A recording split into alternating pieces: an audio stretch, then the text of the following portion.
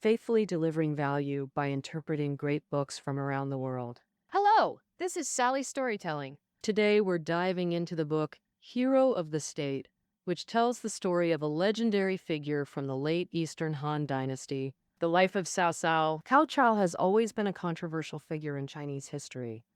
He was a brilliant strategist and statesman who restored order across much of northern China during the chaos of the late Han Dynasty, allowing people to live in peace again. Aww. But in popular perception, Cao Cao is seen as a treacherous villain, symbolized by the white face in traditional opera, especially in literature like Romance of the Three Kingdoms, which depicts him as selfish, deceitful, brutal, murderous, uh, ambitious, and villainous. What was Cao Cao's true character really like?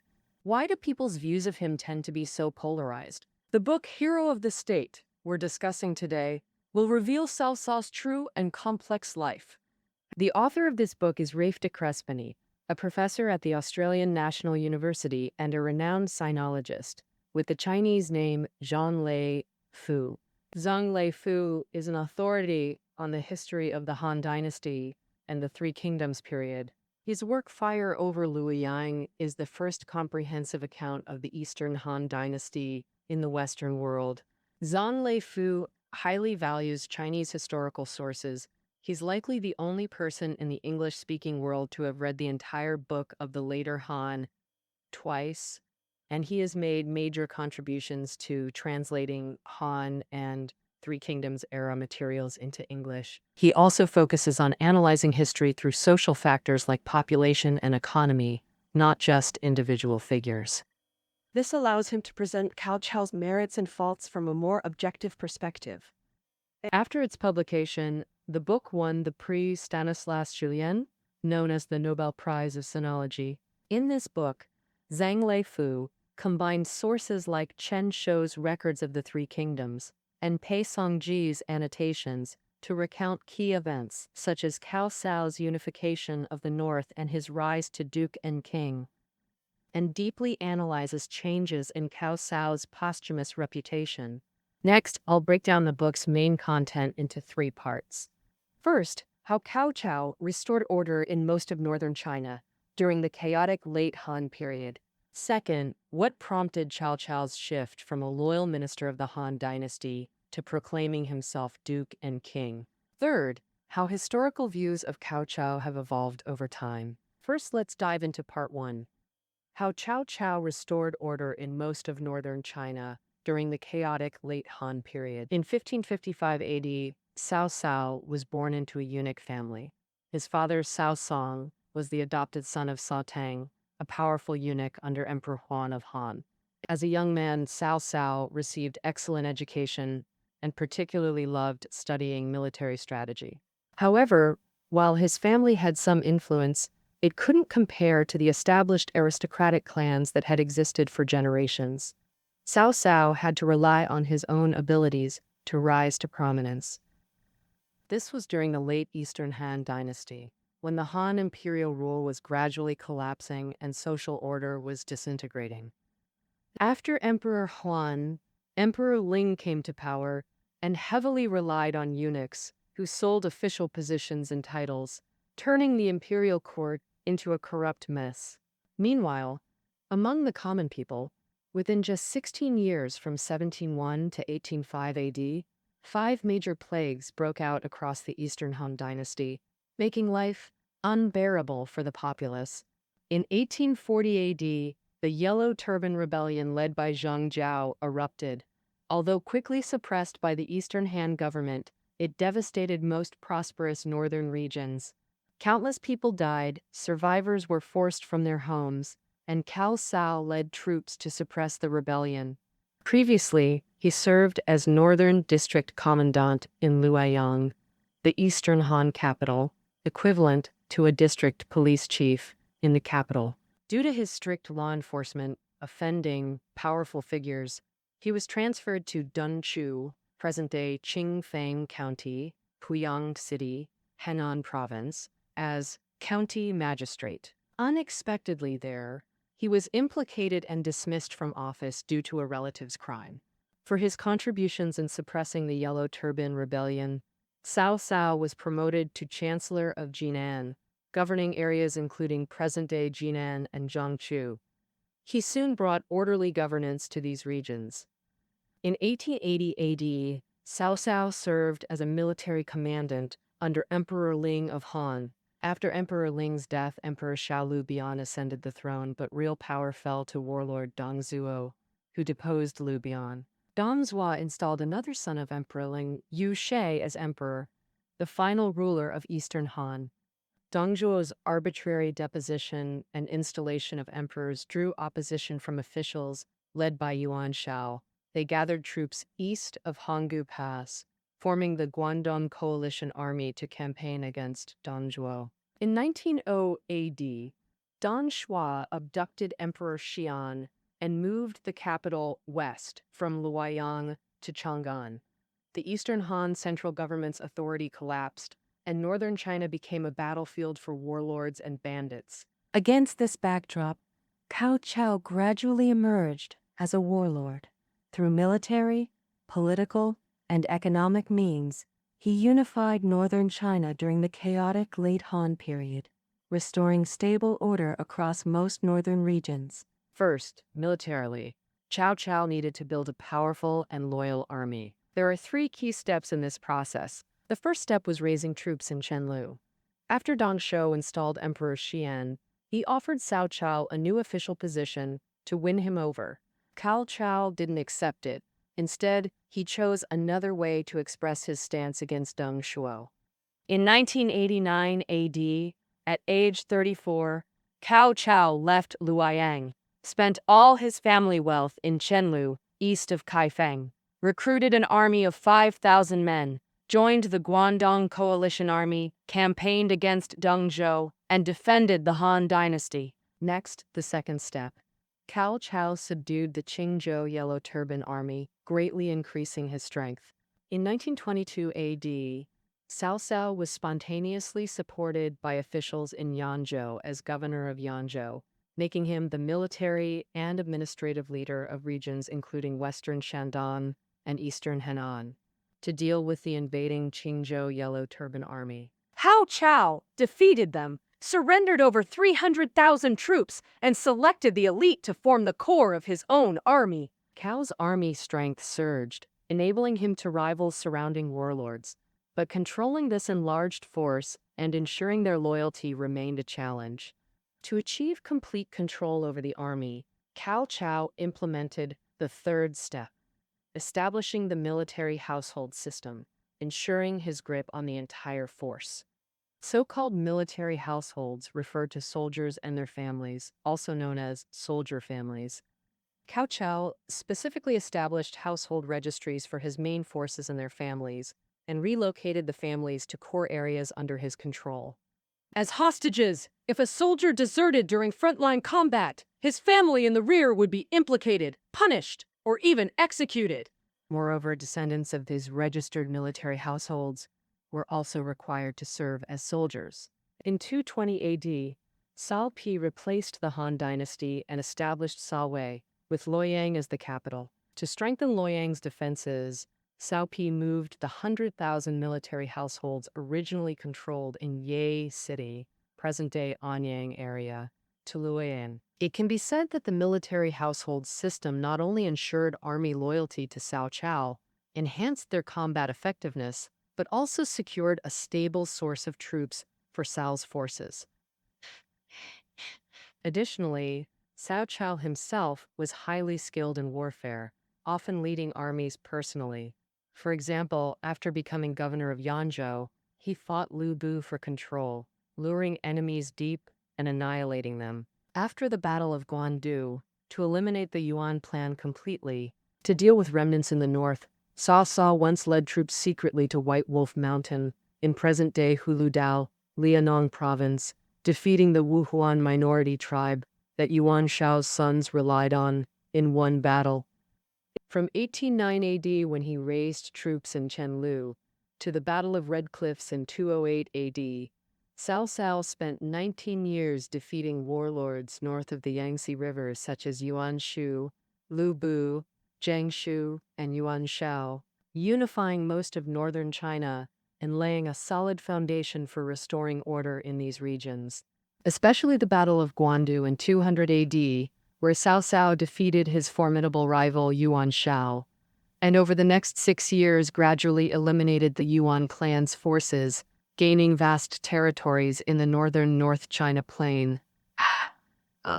While expanding militarily, Cao Cao also implemented a series of measures in politics and economics. Now, To increase his prestige and strength. let's first look at the first measure. Cao Cao proactively brought the exiled Emperor Xian to Zudu to rebuild. The Eastern Han Central Court held the emperor hostage to command the feudal lords. In 1950 AD, Emperor Xian fled the control of Dong Zhuo's generals, Li Jue and Guo Si, escaping east from Chang'an and issuing an edict for all forces to rescue the emperor. At that time, Cao Cao in Yanzhou, heeding the advice of advisors like Xun Yu, actively sent troops to welcome Emperor Xiang to Shidu. Cao Cao rebuilt the Han ancestral temples and altars, restoring the Eastern Han Central Court. At that time, court factions were divided into three groups.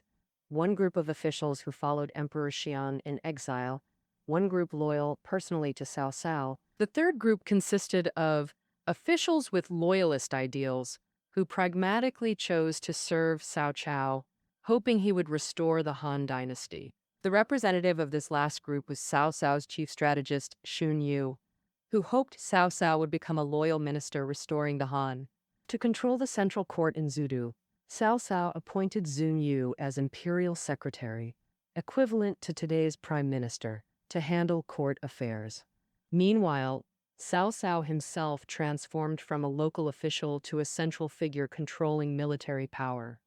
From the moment Emperor Xian entered Sudu, his external contacts were strictly restricted. All appointments and dismissals of high-ranking court officials were controlled entirely by Cao Cao. From then on, he held the emperor hostage to command the feudal lords, giving his position more legitimacy, and his policies to conquer territories were more justified. To produce supplies and strengthen his power. While holding the emperor hostage, Cao Cao also implemented the Tantian system economically. The Yellow Turban Rebellion and warlord conflicts caused widespread displacement. In many places, the land lay uncultivated. After securing his foothold in Yanzhou, to deal with surrounding challenges, he had to rapidly increase his strength. After all, warfare fundamentally depends on supplies and provisions. To solve this problem, in 1960 AD, the very year Emperor Shan was welcomed to Shudu, in the first year of Jian'an era, Cao Cao's advisor Ren Zhen implemented a trial Tuntian system in Shudu. He resettled war-displaced commoners on vacant lands, having them farm the fields. The court provided seeds, oxen, and military protection, but took half the harvest as tax. The tax rate might seem high at first glance, but in chaotic late Eastern Han times, with military protection allowing people to farm peacefully instead of fleeing constantly, it was actually a significant improvement. Following Zudu's success, the Tuntian system expanded across Cao Cao's territories, centered on Zudu and Luoyang. Surrendered bandits, refugees, and displaced people could all receive land for stable lives, attracting more settlers. This widespread implementation gave Cao Cao greater supplies and troop reserves. His overall strength grew faster than rivals. Contemporary warlords like Yuan Shao's troops north of Yellow River survived hunger by foraging mulberries, while Yuan Shu's soldiers along Huai River relied on oysters and clams. Even the 200 AD Battle of Guandu victory owed much to the Tantian system. When discussing Guandu, people often assume Yuan Shao had far greater pre-battle strength than Cao Cao, especially in troop numbers. But author Rafe de Crespigny holds a different view. He believes their strength was comparable and Yuan Shao's forces weren't necessarily larger, a unique perspective in this book. Examining actual controlled populations before Guandu. While Yuan Shao claimed vast territories north of Yellow River, de Crespigny argues he only fully controlled Ji province, covering central or southern Hebei, northern Henan, and western Shandong today. Whereas Cao Cao's core territories were Yanzhou and Yingchuan Commandery, where Shudu was located. According to the Book of Later Han, mid-2nd century AD, populations in these areas were only about 500,000 less than Ji province. Plus, after defeating Lubu and Jiangsu, Cao Cao could mobilize populations north of Huai River, meaning his controlled population likely matched Yuan Shao's. Moreover, before the war, Yuan Shao spent years defeating Gongsun Zan while facing military pressure from Cao Cao and his allies. His strength wasn't as strong as commonly claimed. In contrast, Cao Cao rapidly grew in strength before the Battle of Guandu by advancing on multiple fronts, militarily, economically, and politically. The author believes that precisely because of Cao Cao's rapid strength growth and military pressure on Yuan Shao realized that although he had just defeated Gongsun Zan and wasn't fully prepared for war, he couldn't wait any longer. He had to concentrate all forces he could muster to swiftly strike Cao Cao's core territory, Yanzhou, with a fatal blow. Unfortunately, Cao Cao was thoroughly prepared, meticulously planned, and flexible in warfare. He first proactively retreated from the Yellow River, stretching Yuan Shao's supply lines, then personally led troops to attack Yuan Shao's key granary at Wuchao, winning this crucial battle for unifying the north with a surprise victory. After largely unifying the north to rebuild local political order under the Han dynasty and implement stable, effective governance for the people, Cao Cao established the 9-rank system for selecting officials from localities. Due to the wars, the original Han dynasty's official selection system had been disrupted. After reconquering most northern regions, to govern locally, Cao Cao could no longer rely solely on military commanders, but needed loyal officials. Confident local officials. Around 208 AD, Cao Cao completely eliminated the Yuan clan and pacified the north. After securing most regions, to widely select talents, he adopted the advice of his civil official He Kui and pragmatically established the Zhengzheng system. It should be noted that many believe the 9-rank system was established during Cao Pi's era, but the author Rafe de Crespigny holds a different view. He believes this system was already established during Cao Cao's time. In 20 AD, after Cao Pi replaced the Han and declared himself emperor, his civil official Chen Kun proposed the 9-rank method for official selection, which is essentially the 9-rank system. Chen Kun just institutionalized the method proposed by He Kui. In the 9-rank system implemented under Cao Cao's order, local officials in each commandery recommended talents upwards themselves. As bureaucratic candidates, the court appointed a Zhengzheng official in each commandery to evaluate these talents, dividing them into 9 ranks based on ability, and granting them official positions based on the Zhengzheng's assessment.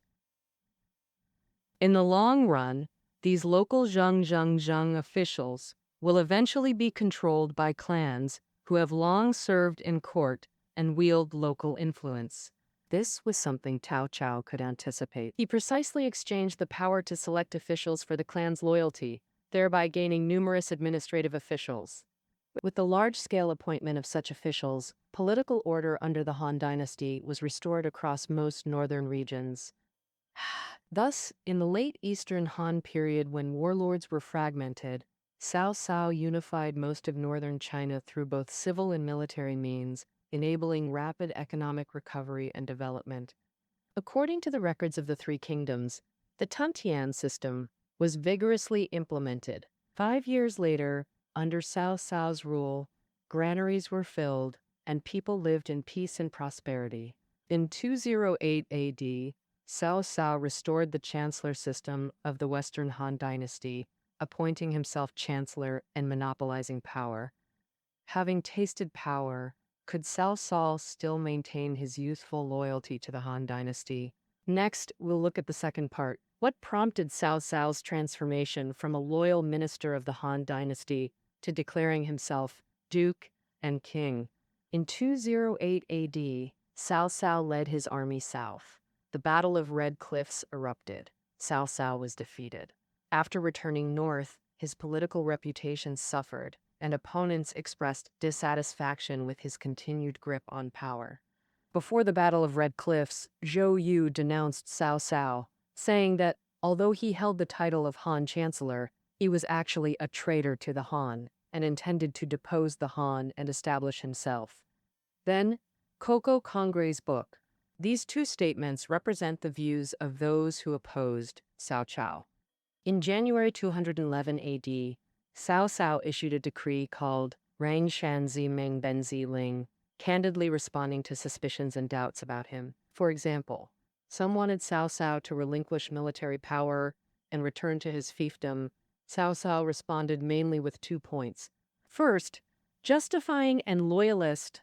First, he did not relinquish military power, not because he craved authority, but to continue fighting rebels for the state, restoring the Han dynasty's authority and glory, and preventing the state from falling into danger without him. If the state were without him, who knows how many would declare themselves emperors? How many kings? Second, not handing over military power was also to protect himself and his family from harm. But his loyalty to the Han dynasty was like the Duke of Zhuo's attitude towards the Western Zhou. However, just 2 years later, Cao Cao's behavior changed. In 213 AD, after Cao Cao returned from his southern expedition against Sun Quan, he was on theft as Duke of Wei and granted the 9 bestowments. The 9 bestowments are an extremely high-level honor bestowed by the court, faithfully delivering value by interpreting great books from around the world. Hello, this is Sally Storytelling. Today, we're diving into the book Hero of the State, which tells the story of a legendary figure from the late Eastern Han Dynasty. The life of Cao Cao. Cao Cao has always been a controversial figure in Chinese history. He was a brilliant strategist and statesman who restored order across much of northern China during the chaos of the late Han Dynasty, allowing people to live in peace again. But in popular perception, Cao Cao is seen as a treacherous villain, symbolized by the white face in traditional opera, especially in literature like Romance of the Three Kingdoms, which depicts him as selfish, deceitful, brutal, murderous, a quote, relieve, a quote, ambitious, and villainous. What was Cao Cao's true character really like? Why do people's views of him tend to be so polarized? The book, Hero of the State, we're discussing today, will reveal Cao Cao's true and complex life. The author of this book is Rafe de Crespigny, a professor at the Australian National University and a renowned sinologist, with the Chinese name Zhang Lei Fu. Well, Zhang Lei Fu is an authority on the history of the Han Dynasty and the Three Kingdoms period. His work Fire over Luoyang is the first comprehensive account of the Eastern Han Dynasty in the Western world. Zhang Lei Fu highly values Chinese historical sources. He's likely the only person in the English-speaking world to have read the entire Book of the Later Han twice. And he has made major contributions to translating Han and Three Kingdoms era materials into English. He also focuses on analyzing history through social factors like population and economy, not just individual figures. This allows him to present Cao Cao's merits and faults from a more objective perspective. After its publication, the book won the Prix Stanislas Julien, known as the Nobel Prize of Sinology.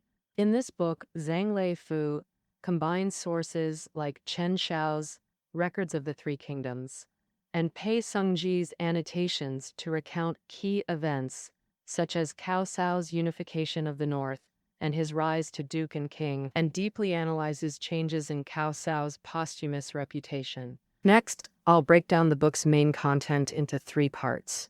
First, how Cao Cao restored order in most of northern China during the chaotic late Han period.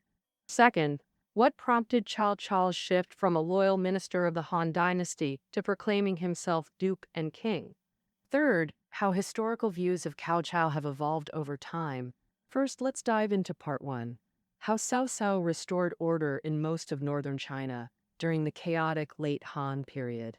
Thus, with shifting fortunes, relying on population resources and the natural barrier of the Yangtze River, Sun Quan ultimately became capable of contending equally with Cao Cao and his successors. This is the fundamental reason why Cao Cao's repeated southern campaigns against Sun Quan throughout his life failed to achieve substantial progress. These wars made Cao Cao realize it was impossible for him to conquer the south and unify China in the short term. Powerful enemies like Sun Quan and Liu Bei would persist, making north-south confrontation inevitable.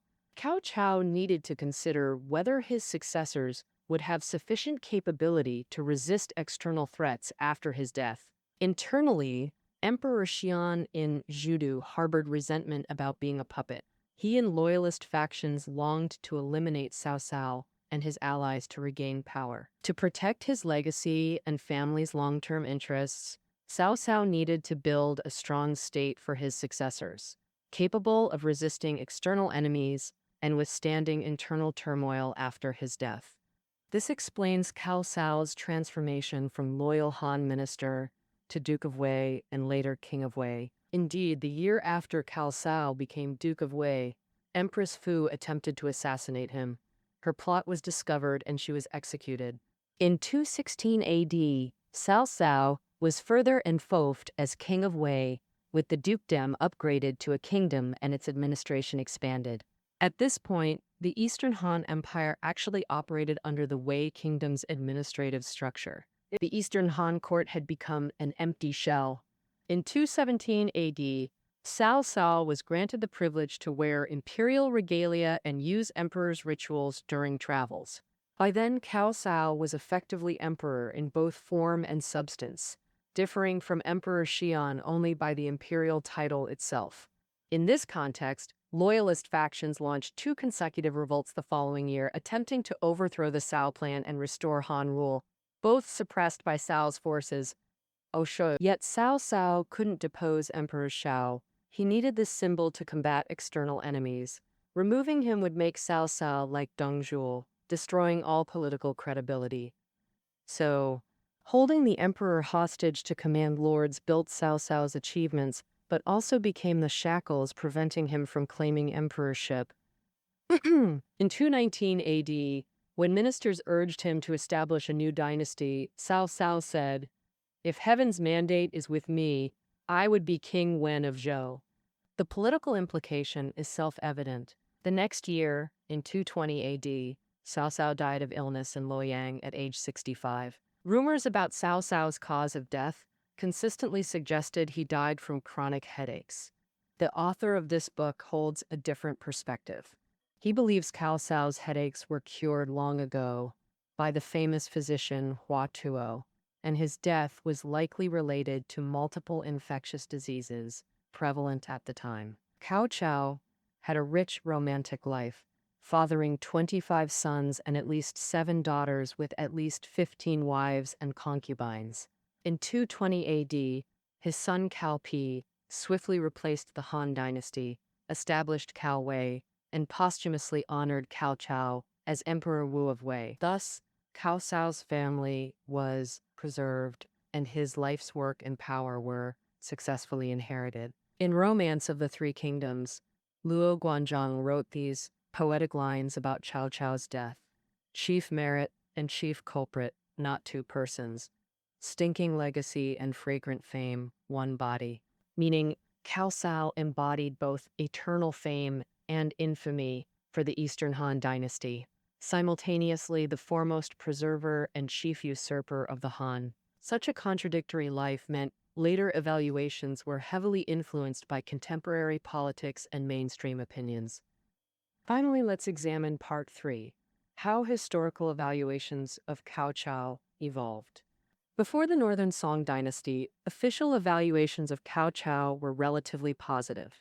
Emperor Taizong of Tang personally wrote sacrificial address to Emperor Wu of Wei, praising Cao Cao for bringing order and peace to displaced people in late Eastern Han.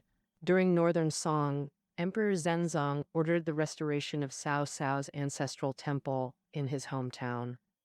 Later, Northern Song literatus Ouyang Shu specifically wrote commemorative texts praising Cao Cao as comparable to Emperor Gaozu of Han and Emperor Guangwu of Han. After all, he largely ended the chaotic era and became a dynasty's founder.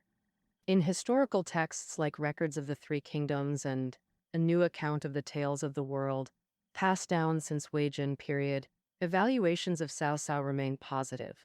In A New Account of the Tales of the World, Cao Cao appears as a prestigious, intelligent, alert, and charismatic figure. However, this situation changed during the Southern Song dynasty.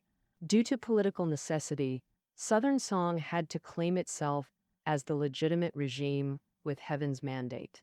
The Northern Jurchen established regime was deemed illegitimate, mirroring Shu Han resisting Northern Cao during Three Kingdoms.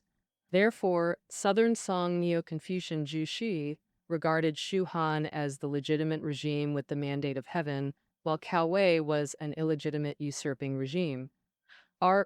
This view gradually became mainstream, profoundly influencing both popular culture and later generations.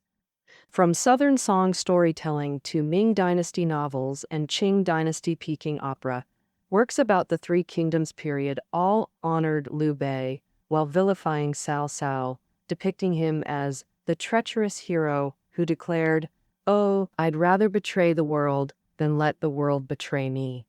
However, in modern times, evaluations of Cao Cao have shifted again. In 1953, Guo Moro published articles rehabilitating Cao Cao's image, praising him as a reformist figure. In 1988, the Shanghai Peking Opera Troupe created a new production about Cao Cao. In the play, Cao Cao is portrayed as a great man with flaws. The author of this book, Rafe de Crespigny, holds precisely this view. De Crespigny acknowledges that as a warlord, Cao Cao committed many cruel acts, such as when subordinates of warlord Tao Qian killed Cao Cao's father, Cao Song. To avenge his father, Cao Cao massacred innocent civilians during his campaign against Tao Qi. Yet he was also an exceptional strategist, statesman, and poet. De Crespigny argues that Cao Cao combined the strengths of a treacherous hero, Jian Xiang, a conventional hero, Ying Xiang, and a fierce overlord, Xiao Xian. In Chinese context, a treacherous hero, Jin Shang, can be understood as a deceitful yet ambitious individual. A hero, Ying Shang, refers to someone who achieves glory through courage and talent.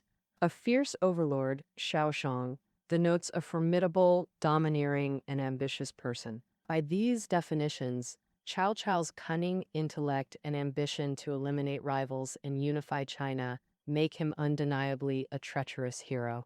As a statesman skilled in governance, Cao Cao used his talents to rebuild stable social order across most of northern China.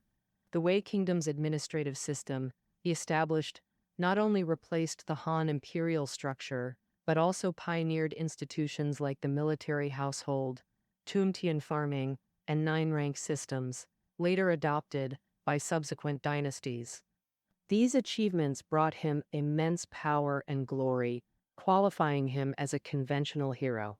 And why is Cao Cao also considered to possess the strengths of a fierce overlord? This relates to his identity as both a strategist and battlefield commander. Cao Cao was both scholar and warrior, courageous and resourceful, not only mastering military strategy but personally leading troops in combat. He thoroughly studied Sun Tzu's Art of War and authored commentaries on all 13 chapters. So, in actual warfare, he could adapt tactics to circumstances, employing effective strategies like winning through surprise attacks. In 3 crucial campaigns, the Battle of Guandu to unify the North, the Northern Expedition against the Wuhan, and the Western Campaign against Ma Chao and Han Sui in Guangzhou, Cao Cao employed surprise tactics and achieved victory. In terms of valor, from his early days raising troops against Don Zhuo, Cao Cao almost always personally led his armies into battle. During campaigns against Lu Bu and Zhang Shu, Cao Cao personally led troops into perilous situations, while contemporaneous warlords like Yuan Shao, Yuan Shu, and Lu Baiyo maintained distance, merely issuing commands. Moreover, Cao Cao's ability to respond swiftly and correctly in war, achieving rapid victories, gave rise to the proverb, "Speak of Cao Cao and he appears." For example, during the Battle of Guandu, after stalemate, Cao Cao adopted advice from Xu Yu, a defected Yuan Shao advisor, personally leading cavalry to burn Yuan's key granary at Wuchao.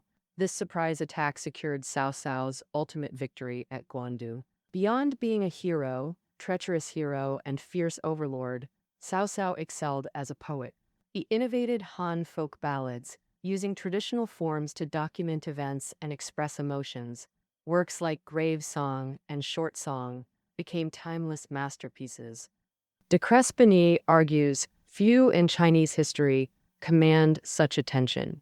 Brilliantly talented yet cruel, cunning yet candid, a lifelong warrior who never unified China, this fusion of genius and failure, coupled with his complex, captivating personality, has kept Cao Cao evaluated, imagined, and remembered for over a millennium after death.